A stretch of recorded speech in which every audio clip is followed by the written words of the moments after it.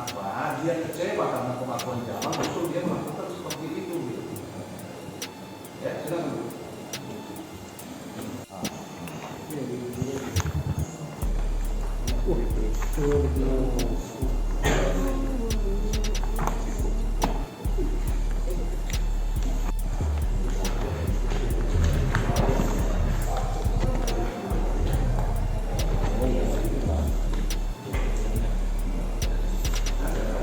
Ada Pak.